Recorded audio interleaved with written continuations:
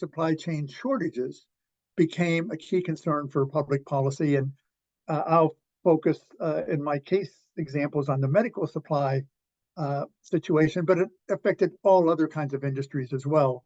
Distribution channels for food and various services and unique items like toilet paper. Everybody's saying, how are these things connected? So it raised a lot of questions about supply chain vulnerabilities or fragmentation and how government policy should try to address that. But it's also important for us to put this in a bigger perspective. COVID-19 and its disruptions was part of a bigger scenario of disruptions, which also affected the geopolitical environment. Since 2016, at least, economic nationalism has been on the rise around the world. We paid initial attention with this Brexit situation where the UK held a referendum, United Kingdom held a referendum and decided to withdraw from the European Union. So that was a kind of political disjuncture. Then when the Trump administration came into office in 2016, we had some early policies that really started to affect US imports from a lot of countries, initially China, but also Mexico, Canada, Europe. So it gave rise to this idea that we were in an era of trade wars, which was new in terms of the extent. And I think really important to economic nationalism is not so much the product flows, but also the people flows. Anti-immigration sentiment has been a big element of concern in a lot of different countries, and it's kind of fueled a broader anti-globalization sentiment because countries are worried that immigrants, whether they're coming as refugees from war-torn areas or they're coming in search of economic opportunity, they're putting national security and also national prosperity at some risk. So all of those things are going on. And when the Biden administration comes into office, he decides to make supply chains a strategic priority. And it's very important. He came out with a report in June 2021. I mean, every new administration comes out with a 100-day review of what their agenda is going forward, what their assessment is of the situation. And this was the report that the Biden administration came out with. And I just wanted to focus your attention on a few key elements of that title, which are really important.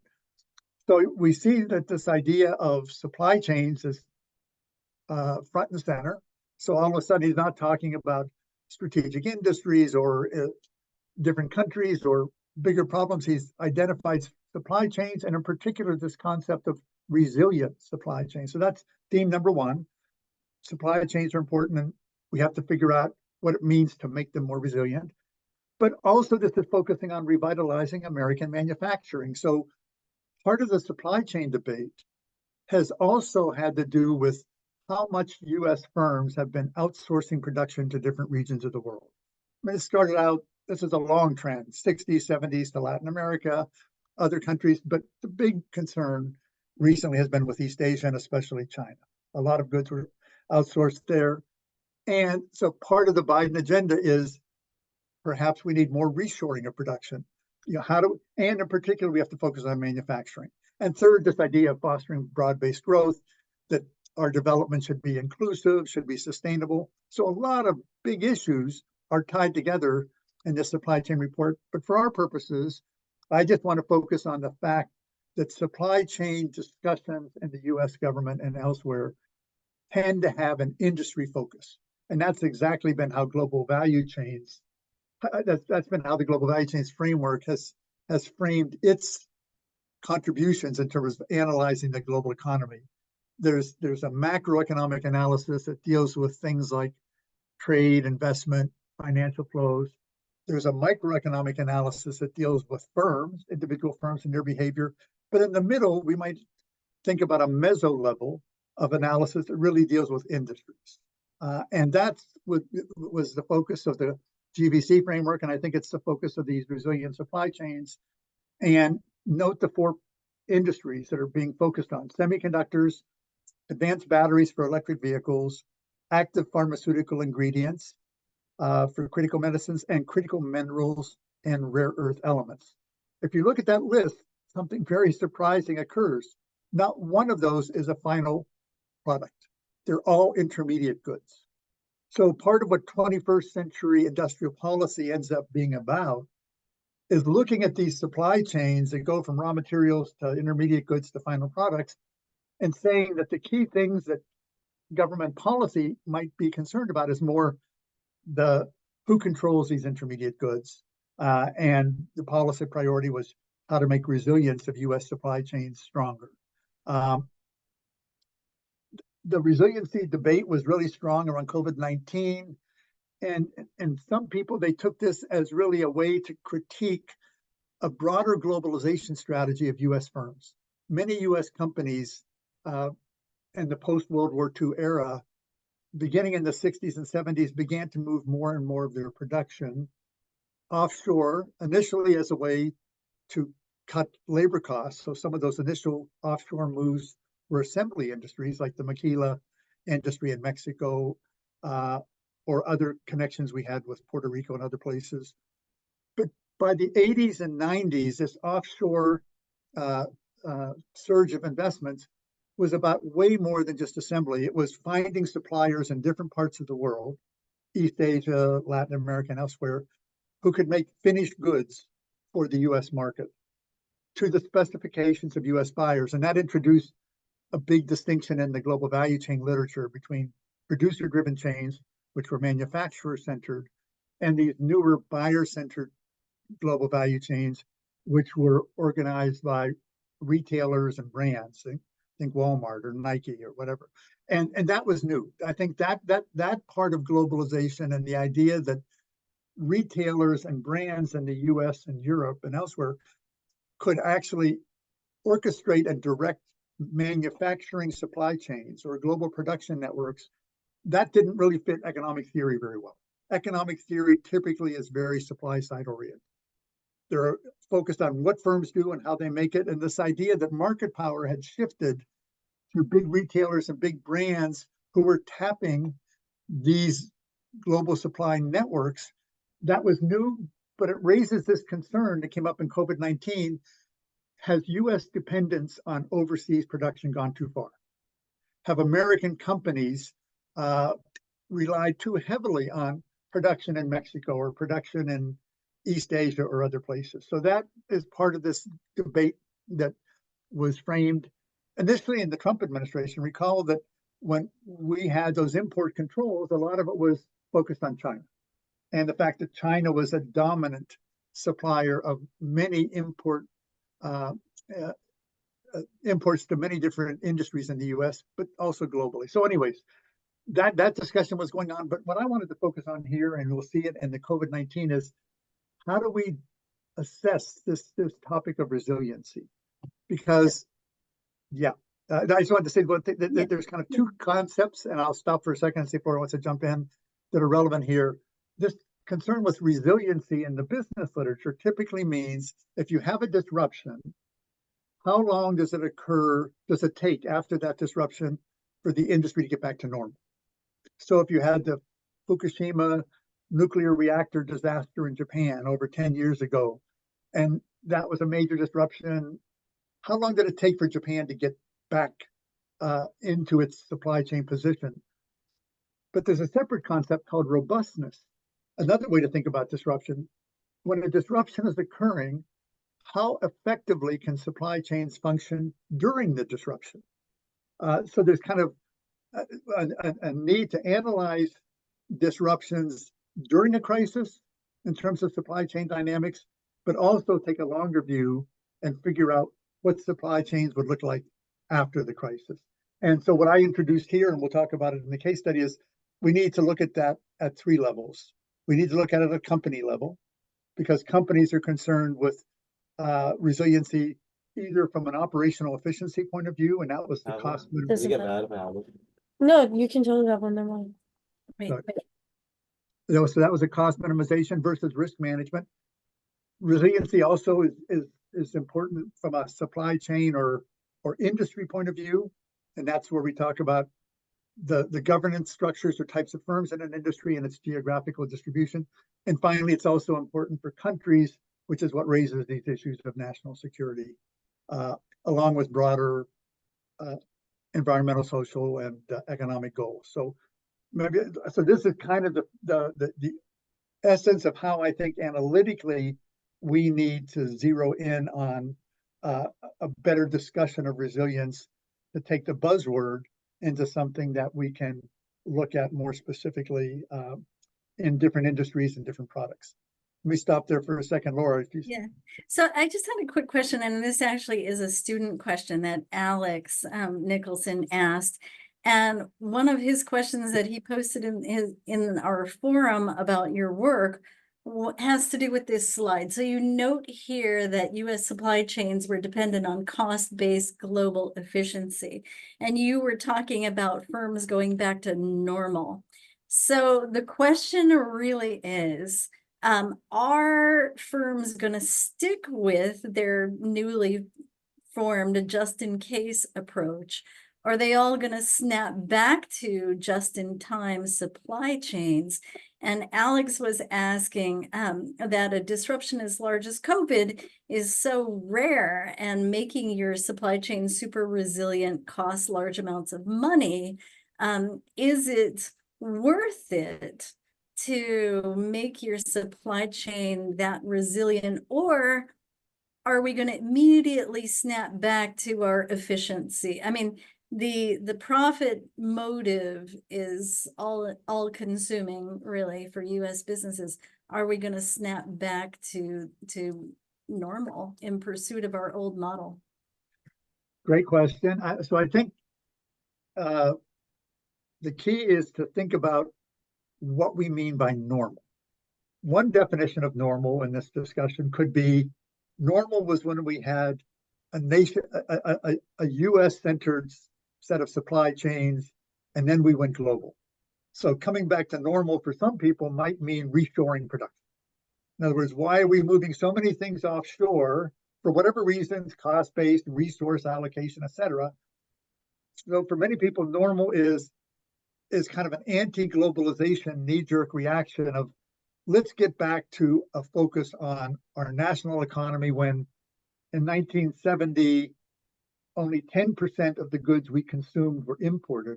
Now it's closer to 90% of the goods we consume are imported. So that's one question. Does normal mean nation state centered? A different conception from a business point of view is this cost-based efficiency notion, from the shift from just in case to just in time. That just in time production, or so-called lean manufacturing, was a different kind of business model where firms began to move their supply chains to countries that are the big consuming countries. So big consuming countries. So for automakers, they felt like if Europe is a big market, we have to produce in market and move our suppliers to market, and as well as the US, as well as Asia. And so coming back to normal, if you're cost-based, or let's say companies have moved so much production to China, might say, well, you could still be international, but you really need to have more redundancy built into your supply chain. What happened with cost-based efficiency is it often meant almost total reliance on China, or a few countries that were really the lowest cost providers in the market. So from the business theory point of view, back to normal didn't mean back to a US centered or a nation state centered global economy. It just meant build more redundancy into your system. Don't rely so heavily on key locations. So that's part of this debate. And I think the just-in-time production system is very well established. I think it's considered still state of the art, but you can set up just in time with different geographies.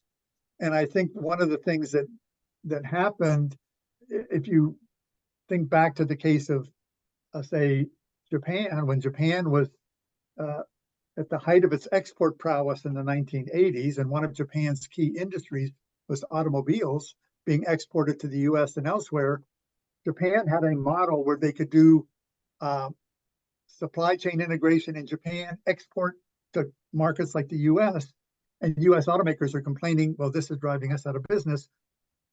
The US policy response was to put up a variety of trade controls, in particular, something called voluntary export restraints or quotas, that basically meant that countries like Japan and Germany and later Korea that were very successful auto exporters to the US market had a limit in terms of what they could export. So if they wanted to continue to supply the US market, they had to move their supply chain there. They had to invest in US factories, which also meant, following just in time, setting up local suppliers around their foreign auto plants. So I think there's different variations on what is normal and what is sort of best practice. For myself, I'd say normal isn't back to a nation state centered economy. It's not back to reshoring everything, but it typically implies building more redundancy into the supply chain. That over reliance on particular places for particular products turns out to be bad for national security. And no industry illustrates that more than Taiwan right now with semiconductors. We can get into it later. But there's different examples, industry by industry, where there's high reliance on certain places. So I think that's the more sensible definition of the alternative to cost-based efficiency is building in more redundancy, which could either be local production or a more diversified set of international suppliers. Do we want to keep going, or is that? No, I think that's great. Let's Okay, good. So anyways, we'll come back to these issues. So okay. The final slide before we get into the case study is just when people talk about a supply chain, or in this case, a global value chain analysis, and when I set up the Duke Global Value Chain Center, we did a lot of consulting work with countries around their concerns about building up different kind of industries using this GVC approach, as well as with the World Bank and other organizations. And this would be a kind of short list of things that we paid attention to when we were doing a supply chain analysis that might be different from the tools that came out from other business paradigms. One, if you're going to do a global value chain analysis, you have to look at the entire supply chain, and from raw materials, components, finished product. But what's interesting from GVC mapping, the final product, an iPhone or a semiconductor or an airplane, sits in the middle of a supply chain map, because then, since it's made all over the world, it has to be distributed to end markets, and then you have to figure out who are the buyers in different end markets. So the GVC map looks at that entire supply chain, and you have to do it first at products, and then you can put country overlays or company overlays, but that's essential. A key part of GVC analysis was, if we're going to look at global industries, we can't just look at them in terms of standard market dynamics. We can't just assume this is ordinary supply and demand. Almost every global industry has a handful of very powerful lead firms that are technologically advanced and have lots of advantages. And so from the very beginning, what distinguished a GVC approach from a more traditional macroeconomic analysis is we put power as a central element. And we said we need to know who those lead firms are in order to figure out how they control the supply chains, perhaps in different ways. So if you think aerospace, commercial airliners, you've got Boeing and Airbus, you have a duopoly, but they have very different supply chain structures and dynamics, et cetera. And we go to the IT sector or the smartphone sector, we can see different sorts of lead firms. So governance structure is important. Changing geography, also important. Over time, usually we measure these things with trade data every 5 or 10 years. The geography of every industry keeps shifting in terms of who the key producers are. But in this case, we're really interested in exporters and importers. Who are the key exporters of these products? Intermediate goods and final goods. And then a couple other things that are more the social science perspective on this. Value across these supply chains is distributed very unevenly. And one of the key questions is, well, what does value mean in a global value chain? It's a complicated topic, but it's not just profits, and it's not just sales revenue. It has to do with technology and technological capabilities. It has to do with skill levels in the workforce. When countries think about this, and we've done our country analysis, and they talk about the industries that they are most heavily invested in, when they say we want to get more of the value added in this industry, it means they don't want to be just a producer. They want to control more of the technology. They want to control more of the R&D. They want to develop some of their own brands. They want to try to figure out how to develop different high value niches. So that's where the value chain is layered onto the supply chain. When you talk about a supply chain in the different stages, that's fine. That's the way a business person would look at it often is logistics. I want to move goods around. Logistics just means speed, cost, and customization of delivery. But from a value chain point of view, countries care about how much employment do we have? How much of the skilled employment do we have? Are we creating any new technologies? Are we tied into key dependencies? So analyzing that value question is important. State policies really key at all stages, and that's something we talk about today. And also, finally, when you're doing a GVC analysis, it's always really important to do cross-country analysis. Whichever country you're focusing on, who are they competing with? And you also have to do this over time. You have to be looking at this perspective of certain countries may be leaders or certain firms. And in 2000 and 2010, it's going to be different, 2020. So these are just the building blocks. And then how do you operationalize this? There's a lot of complicated stuff. But I just wanted to have this slide. So people said, if we're going to do a GVC analysis, and I use this a lot in teaching and people are doing their research papers, they got to cover all these topics in ways that are different from a standard kind of economic analysis of national competitiveness that might just talk about country level indicators and not really talk about industry and firm level indicators or things like technological capability. So that was kind of the first part of the presentation in terms of the framework. And then I thought for this COVID-19 discussion, we could look at that in terms of this particular article that came out in California Management Review, because it operationalizes or applies some of those different topics that I just mentioned into a framework to look at 4 different products of COVID-19. But this particular journal happened to do a YouTube video for all of the articles in this special issue on global value chain. So maybe that's something, Laura, that we want to show people, just because it's not often that journals are this consumer or customer oriented, but business school journals are, because they're looking at managers. So this is a little 3-minute video that was produced by our article. So maybe we'll use this as an intro and now we can talk about it.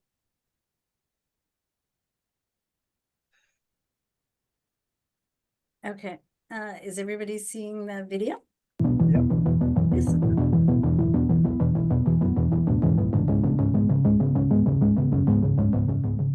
Since the COVID-19 pandemic, controversy has raged over the resilience of global value chains, or GVCs. Are GVCs too dependent on a few companies or countries? Are GVCs prioritizing low costs and efficiency at the expense of resilience? Most importantly, whose resilience is being set up to benefit the most, companies, GVCs, or countries?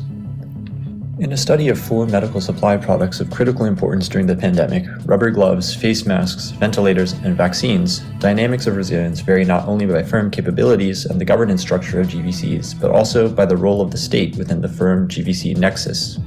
Resilience is not a one-dimensional concept, but has different meanings at the 3 main levels: the firm, or its operational efficiency, global value chains, its appropriate governance, and the nation-state, or national security. We'll look at 2 of these 4 medical products of importance during the pandemic and how each of these levels had meaning in their production. Rubber gloves were highly effective and resilient in adapting to pandemic-induced disruptions. Production of rubber gloves is concentrated in 2 leading countries, Malaysia and Thailand. COVID-19 was a boon to suppliers as global demand for rubber gloves grew exponentially. All the major firms increased their output through maximizing existing capacity plus investments in new factories. Resilience at the GVC level was facilitated because the rubber glove value chain is concentrated in Southeast Asia, thus it was well prepared to meet increased demand. At the country level, Malaysia and Thailand encouraged production expansion to scale up exports, exemplifying how government policy contributes to the strength of the industry. Face mask production is based largely in China and Taiwan, with an array of contributing companies like 3M, Honeywell, and Philips. When face masks hit a shortage in the spring of 2020, firms met urgent healthcare needs, and China began to meet new global demand, exporting over 70 billion face masks, more than triple global production over the prior year. At the GVC level, China's position as export leader in the face mask GVC utilized the state as both producer and facilitator. And at the country level, China responded to the face mask supply crisis more rapidly and effectively in the world, even compared to the United States, who had issued over $600 million in new contracts for N95 masks from 3M and Honeywell.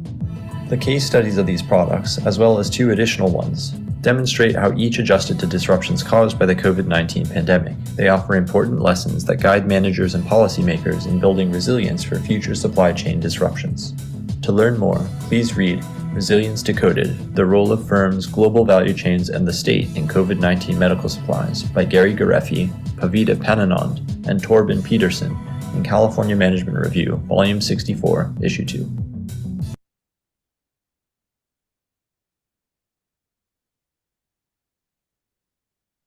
Okay, so what I like about that video, that's the first time I've ever had an article put into a video. And I think California Management Review is one of the only business journals that does that. But I think it really emphasizes the importance of narrative and visualization in any topic we're working on, if you're trying to appeal to a bigger audience. I mean, as academics, when you do journals, you have to write an abstract. And that short abstract is supposed to summarize in words what it is you're going to talk about. But I think it's really effective when you have this kind of a video that highlights a few key points, doesn't go into too much detail, and tries to draw readers in terms of why this could be important for firms as well as policymakers. So I think, so it's kind of cool that they did a nice summary. I'm going to be quick, though, in terms of talking about that article. I want to emphasize mainly the framework and some conclusions. But I just want to highlight a few key points that is key when we're doing GVC work. And the first is to take this idea that different industries or even different products within industries have different supply chain dynamics. And so when you're doing this work, either for a company or for a country, you really need to narrow your initial topic down enough that you're able to get into these kinds of specifics. And I'm going to illustrate that. And so, for example, medical supplies during COVID-19 was a hot topic. This is a picture of an ICU unit in a hospital with boxes and lines to different products that are part of this suite of medical supplies. So medical supplies itself is not a single industry. It is a bunch of different industries inside of it. I mean, at a general level, it's an industry, so is pharmaceuticals an industry. But for analytical purposes, whether you're a firm or a policymaker, if I'm looking at pharmaceuticals, I need to know which therapeutic market inside pharmaceuticals I want to analyze. If I'm looking at HIV medications, that's very different from COVID vaccines. That's very different from vitamins or anti-obesity drugs, et cetera. It's obvious when we think about it, but analytically, it's hard to get data driving into those more specific products. And this what's kind of nice about this illustration is that it takes these different product categories, and we see some things are really simple products, relatively simple, like the hospital gowns or the face masks that people are wearing, and other or paper bed sheets. But other products are very high-tech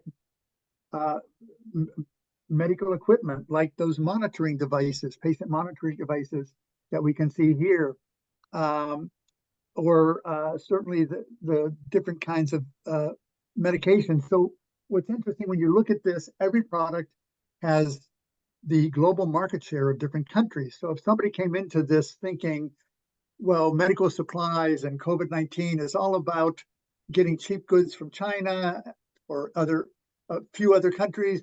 And that's a problem for the US. When you look here and you see medical supplies has some really high-tech products where you've got advanced countries like Germany, US, the Netherlands being involved, and there's other low-tech products where we have more developed countries. So bottom line, we can't overgeneralize. If we're going to look at something like medical supplies, great, but now we have to dig in more specifically. And here, this is distinguishing personal protective equipment, which tended to be the low-tech items like gloves, hospital gowns, face masks, from the more high-tech medical devices. And it's just making some simple points. The PPE, personal protective equipment products, they were concentrated in the less developed countries, medical devices in the much more advanced countries. PPE, the advantage of low cost and scale was worked to Asia's advantage. And then in each, these are the 4 products that the article focuses on. And I picked them strategically because rubber gloves is one of the simplest products, but during the COVID vaccine, it was obviously essential to prevent the spread of the bacteria or the virus, sorry, and people didn't know how it was going to spread. That was an easy one. That's a trade-based product. Face mask turns out to be more complicated because face mask actually has a pretty high-tech filter, and that is made largely in China and a couple of other places, but face mask is not as low-tech as one might think. And surprisingly, the US imported 90% of face masks from China, but most US demand for face masks, something like 75, 80%, was for industrial use. People working in construction sites or elsewhere where they're protecting themselves against dust. Medical use face masks was only 10 to 20% of US demand. Ventilators, a more complicated product, where a shortage became a glut, and then vaccines was the big high-tech product. So this was just saying we've got these different types of products. The question is, what kind of framework can we create to analyze products that are this different? And so in these next 2 slides, and you can see this discussed much more in the article, I'm just going to highlight elements of the framework and a few takeaways so that we get a flavor for what we need to know to unpack this concept of resilience. So up here, this resilience dynamics, I talk about these 3 levels that I mentioned at the very beginning: firm level, GVC or industry level, and country level resilience. And I'm arguing that the dynamics are different at those 3 levels. Very importantly, for each product, we have to introduce what is the key resilience dynamic. In the case of rubber gloves, it was operational efficiency or scale leading to low cost production because it was a very simple product. But when you get to face masks, the bigger resilience problem was how do you scale up the production of face masks because the demand was 100 times more than normal. And we'll see in the next slide, different dynamics for the other 2 products as well, ventilators and vaccines. But also very importantly, when we were doing the interviews for this, we have to distinguish how resilience dynamics looked or what the cause of the shortages was during the crisis and how you would respond short term to the crisis. But then we also have to say, what would this industry look like post-pandemic? And that's that definition of resilience. Like, what does it mean to get back to normal? What does the new normal look like after the crisis? So these were the things that we did in the article. And this is I just circled here a couple of the kinds of findings. But what's helpful for a business journal article like this is take your conclusions if possible and put them into one slide. Damn, stay there.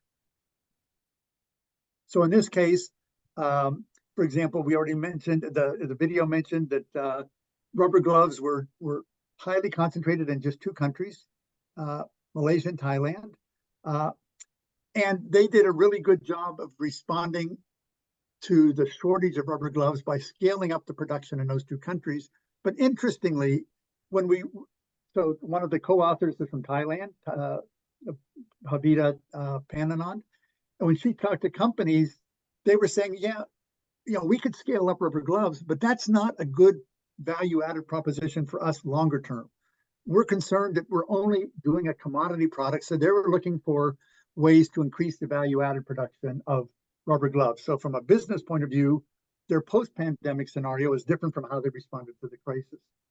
Similarly, when we looked at face masks, the thing about that was face mask was the only product in this list that both medical personnel and the ordinary public needed, because the idea was that you're spreading the virus, so everybody should be wearing a face mask as you walk around, keep 6 feet distance. But clearly all the hospital personnel used it. So there was a tremendous shortage of face masks. That was the product that initially came under most attention.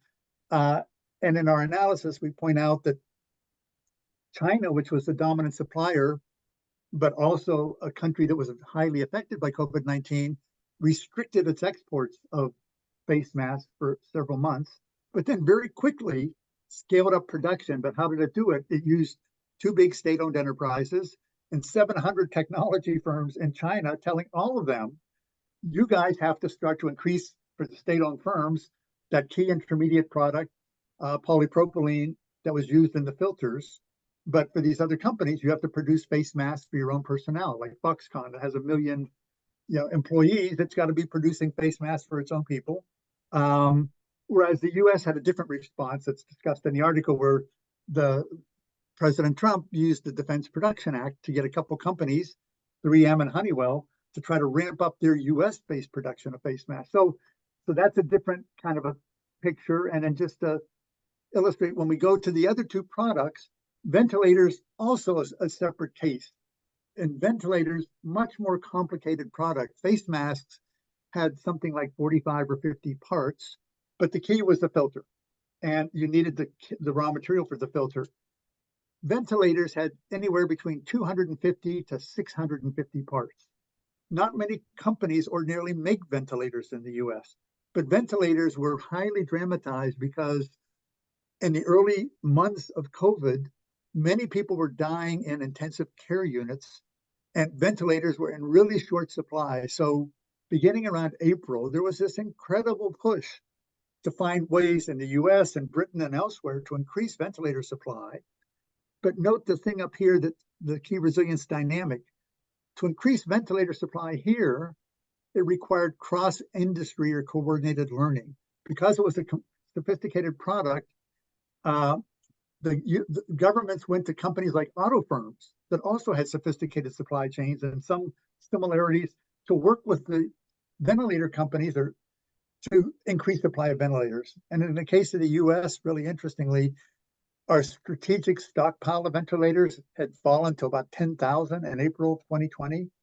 By August of 2020, using lots of impressive measures, production got up to 95,000 for our strategic reserve. So just 4 or 5 months, that's an enormous scale up. Wartime sort of priorities using Defense Production Act again, except that there was no demand now for ventilators because doctors figured out different ways of treating people who were in intensive care units, lying on their side and other ways. So the ventilators were not in such high demand. So this is one of the key problems of industrial policy. Government confronts a crisis. It needs a key product, in this case, ventilators for this crisis. It orchestrates a way to increase supply, but the government can't guarantee that the demand is going to be there down the road. And so all of a sudden we had all these ventilators that were produced, and now there was nobody buying them. And when I was doing these interviews, and I would ask companies like the ones that were making the face masks, 3M and Honeywell, well, you guys have really ramped up production 5, 6, 10-fold over what you had a few months earlier. Are you going to now keep with this new supply chain? That was back to the question of what's the normal after the crisis.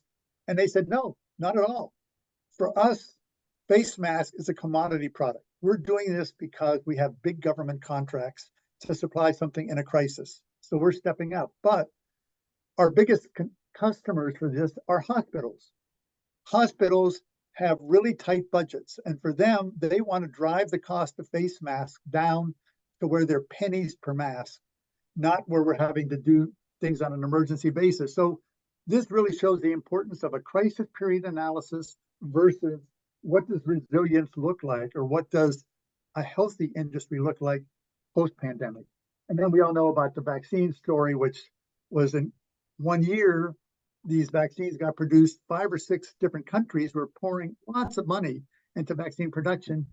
But what people don't realize as much is that there was 10 years of research behind this. But because of this crisis, they just accelerated the final stages of that research. You probably couldn't have done these COVID vaccines, no matter how much money you threw at it, if you didn't have that core research that was being done along the way. So this is just illustrating the importance of a framework that has the same levels of analysis, firm level, industry level, country level, and looks at the crisis period and post-pandemic or post-crisis period to try to figure out, using these GVC concepts, how well the U.S. does in trying to increase resilience in the industry. So that was. So let me just chime in with a couple with one comment. So for students in my disruptions class, I think that the solutions on these 2 slides in particular, oops, not that one, this one, these two slides goes beyond thinking about just redundancy and multiple suppliers and things like that. These post-pandemic strategies for building resilience. So I just wanted to point that out. And then, Gary, I think we need to speed ahead a little bit. So I'm going to go. Let's jump past this one. Let's go right to the U.S. industrial policy post-pandemic, the debates. So I think what's interesting now is that this broader topic, not just of supply chain fragmentation, the broader topic of industrial policy is back on the table. And I think from an international business point of view, or just from a general economic competitiveness point of view, we need to understand what that means, what industrial policy means. And the U.S. case, Janet Yellen, Jake Sullivan, and others have been giving a variety of speeches trying to talk about what they felt was this new American model of industrial strategy. But part of it we got in that earlier slide, industrial strategy or industrial policy means focusing on the causes of supply chain vulnerabilities. And in many cases, the causes have to do with the highest tech part of the supply chain, which is often an intermediate good or even a raw material, in the case of rare earth minerals. And so if we were to look at, so what did Biden do in his first 2 years?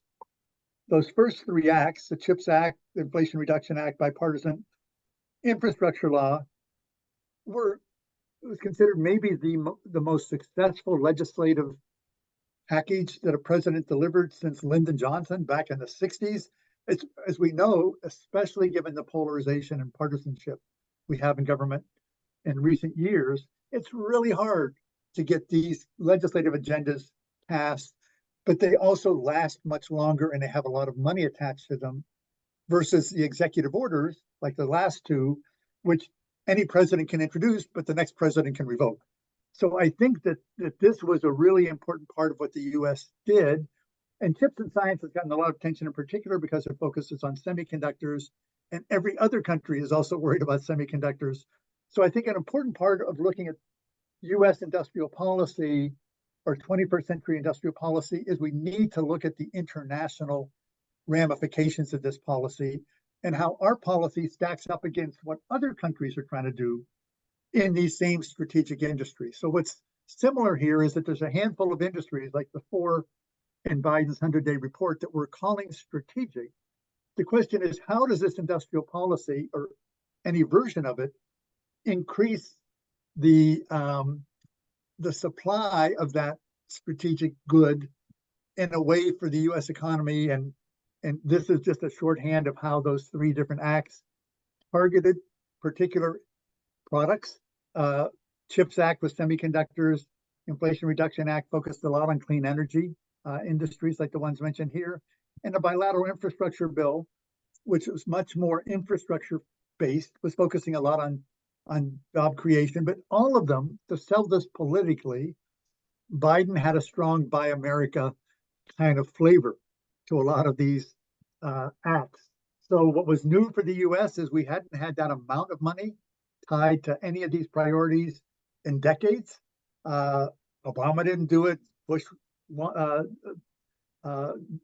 didn't do it. Second Bush didn't do it. So that's rare.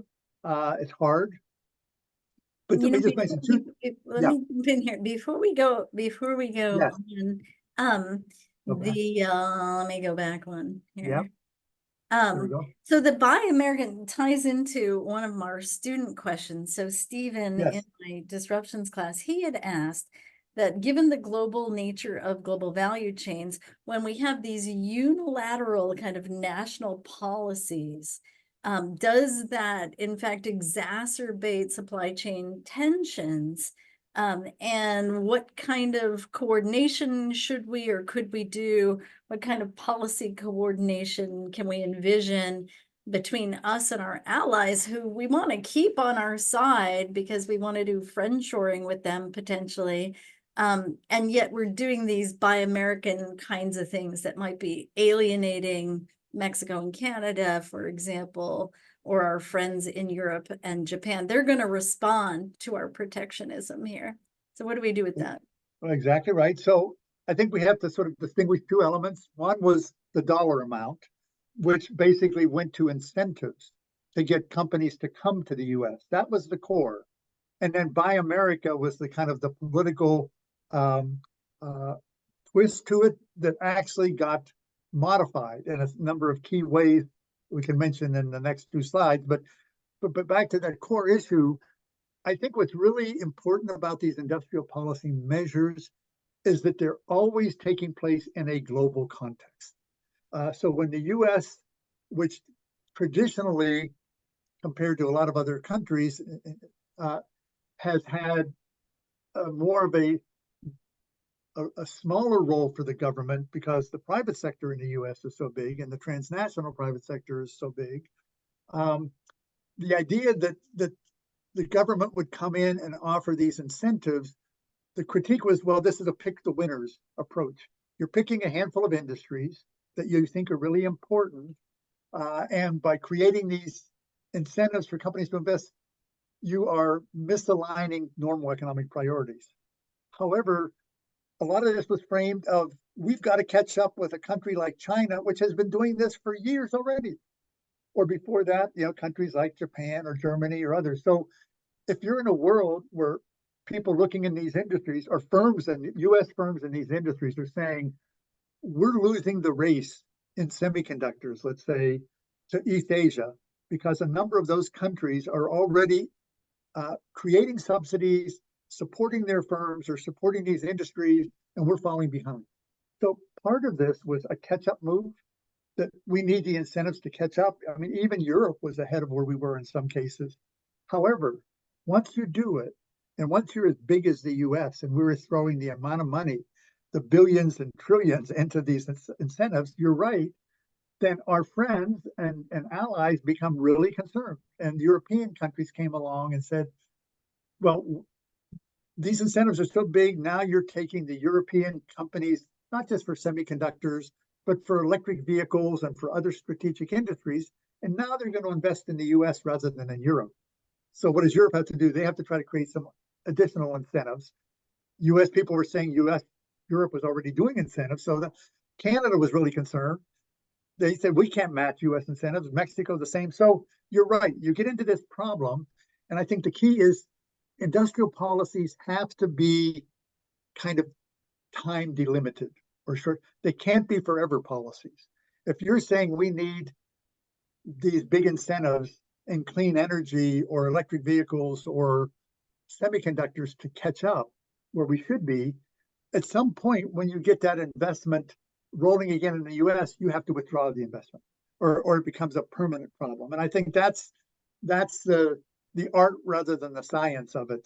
The industrial policy, when done well, could give your country a leg up or an advantage, but it's going to have international reactions. And let me just go back for a minute to that Japan case. When Japan, there was all that literature on Japan as number one in the late 70s, early 1980s. Japan in the 80s was seen the way China is seen today. Japan in the 80s was a dominant economic power that seemed to be export oriented with heavy government support and subsidies. So Japan had a very clear industrial policy around this, orchestrated by something called the Ministry of International Trade and Investment, METI. Chalmers Johnson wrote a really good book on it. And other East Asian countries got really good at industrial policy. Singapore, Taiwan, South Korea. The thing about East Asian industrial policy, including Japan, is they use government policies to try to provide support for private sector firms.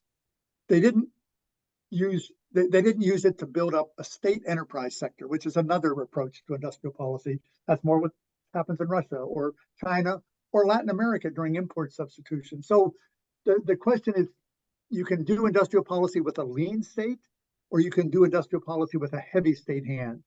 And I think the US now is trying to figure out in the 21st century, and industries that are priorities, including things like these rare earth minerals like lithium or cobalt, how do we sort of catch up? And not just in terms of investments in the US, but yeah, so this kind of goes back to that other element of the debate, some concern about the US economy and US being the leader of globalization, that US business has become really profitable by going global, but we have ignored too much what's going on in the domestic economy. We've hollowed out a whole bunch of industries. So this 21st century this CHIPS Act is an attempt to redress that problem. If we hollowed it out and we've lost the semiconductor edge for whatever set of reasons, now we want to try to regain it.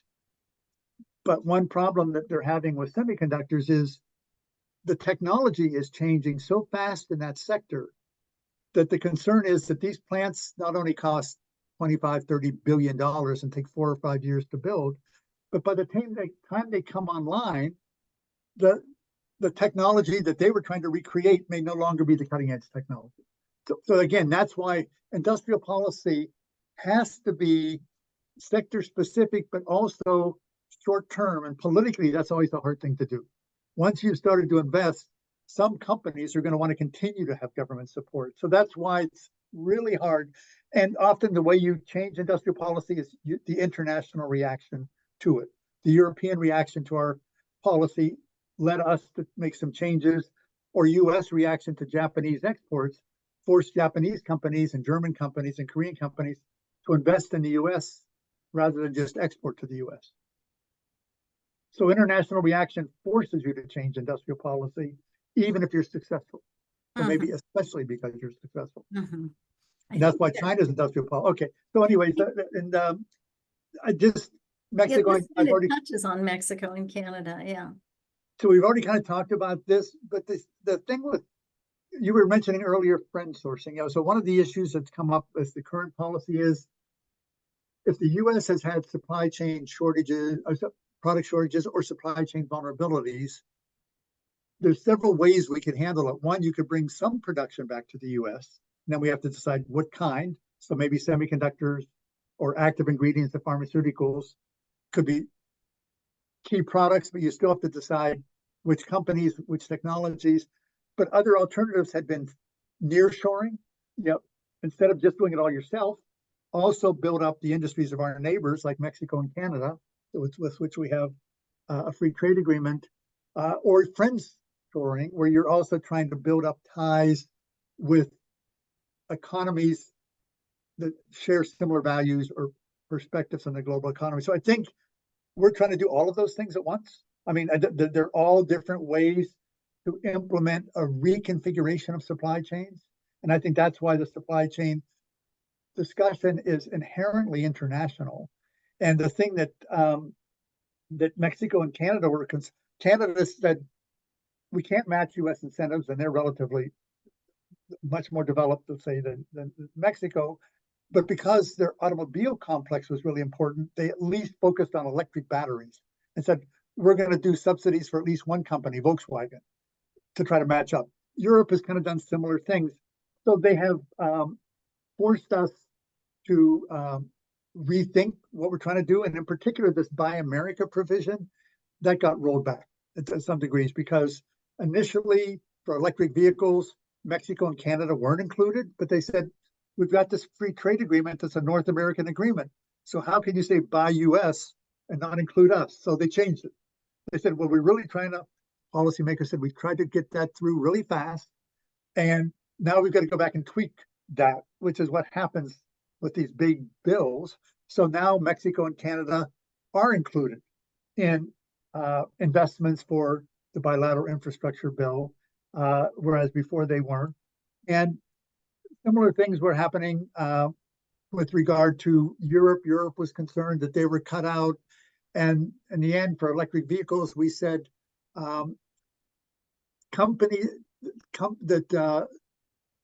consumers wouldn't just get this big tax credit, but if you were to lease a vehicle rather than buy it, those restrictions are off. So a lot of the European production of electric vehicles, which was being sent to the US, is now leased vehicles. So bottom line, a lot of the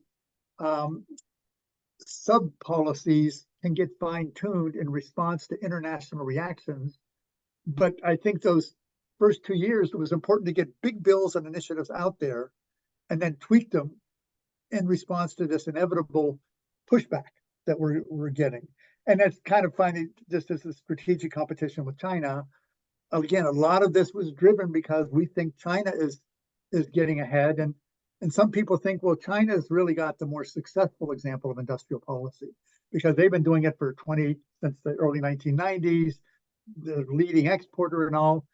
But China's industrial policy is coming under criticism both inside China and outside China for being too infrastructure oriented. At the beginning, first 20 years, China did an amazing job of building infrastructure, more miles of electric vehicle track than all the rest of the world combined, more ports and harbor modernization, and airports and harbors, all kinds of things. But now we've also seen stories about ghost cities in China, that it supported building so much, and that's what the central government can do, that they've outstripped demand. So two big things are happening. I mean, China, one, because of the international reaction to China's state-led model and their prowess and all of that, they're trying to focus more on the domestic economy to provide growth, and they're trying to find ways for their companies to become technologically more sophisticated.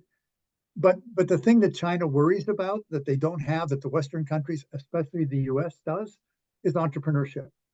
In the cases where China has had successful companies like Alibaba and Tencent and others, led by successful private entrepreneurs, the current President Xi has introduced changes in the China model, which has a lot of people very concerned inside China as well. China used to have a 6-year presidential term, no re-election. Xi changed that. He's now into another term. And some of these well-known private entrepreneurs, they've been kind of pushed back. So even in a case like China, where it looks like the industrial policy is really successful, I think they're coming under a lot of pressure to change that policy. And the technological catch-up isn't working very well. They're not at the same level in semiconductors as a lot of the other countries. So industrial policy, we have many varieties and flavors around the world.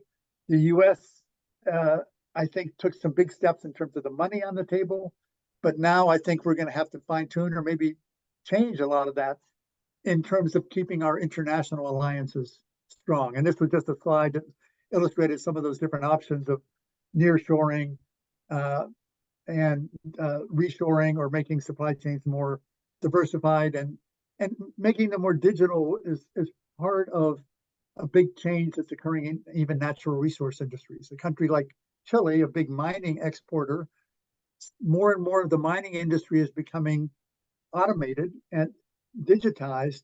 And it turns out Chilean companies actually have created some of those services. So when we're giving advice to a country like Chile with the natural resource industry, they're trying to look at technologies like digital and seeing how it can apply to resource-based industries as well as manufacturing industries. And the last 2 points were just around the current debate. Reshoring itself isn't feasible in a current supply chain world, because even simple products like the face mask can't easily be made in one country at the scale you need. So I think we're back to the international collaboration problem. Anything to be successful nowadays is going to require international alliances. And so the US has a lot of them, but they're also under pressure, and other countries also have economic nationalism. And final point about friendshoring, people in Europe in particular, it's not so easy to say who's a friend and who's not a friend of countries, because it changes with the administration. And so friendshoring is kind of a bit in the eyes of the beholder. Who's our closest allies? Who are people that we're a little suspect about? And as we know, between just the Trump administration and the Biden administration, Europeans are not sure where some of those countries sit, depending on who the US president is. So it makes it hard to sort of have a stable set of friends. So all of these things are politically, I think, contingent.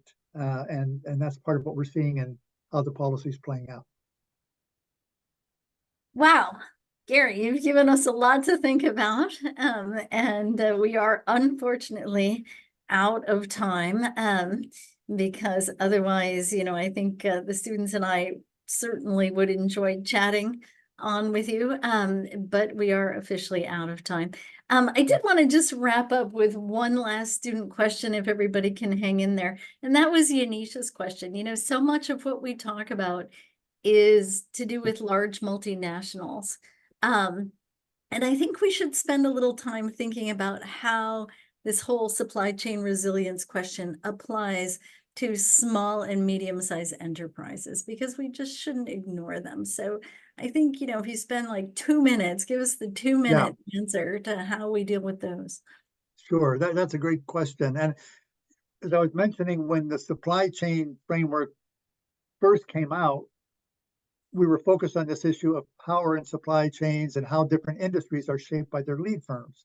And later literature started to talk about first-tier suppliers, but it was still a top-down look at these supply chains. But the bottom up, where the small, medium enterprises fit, in all industries, they're far and away the largest number of firms hiring the most people. So it is a critical question. How do you create stable ecosystems of these industries in a country or even in a region like North America, where you have these smaller firms tied in with the larger ones? I think part of the answer is the small firms have to be recognized by the middle sized. I mean, all of these, as you move down the supply chain to the first tier and second tier suppliers, they each have smaller companies supplying them with what they need. So the supply chain has that ecosystem internalized, but in a lot of cases, the skill requirements of these industries are going up. So that's one of the, I think, a critical challenge that is place-based is the human capital side of it. And that's where small, medium enterprises actually are very important, because the skill levels of the workers they're hiring in many of these industries is going to go up in a way that helps them climb the technology ladder. But finding those people isn't easy. And those semiconductor plants that are being built in the US, they estimate that workforce now is much more technically sophisticated than, say, a steel plant would have been in Pittsburgh in the 1950s or 60s. So 70% of those workers in semiconductor plants are going to require 2-year degrees, 2-year technical degrees, 20% masters, 10% PhDs. And in the states where those plants are being built, they don't have enough workers in place. So this, again, is part of a small firm problem, bringing the skills together. It's also part of a human capital training problem, creating new skills that match the needs of those industries. But I think small firms actually are also strategic, and they're the one side of small firms we often don't pay attention to are these entrepreneurial startups. They start small. A lot of in the digital economy, many of the app creators, come from those, college dorm room businesses that are created, and then go on and can be very, very successful and profitable. So those are also small firms.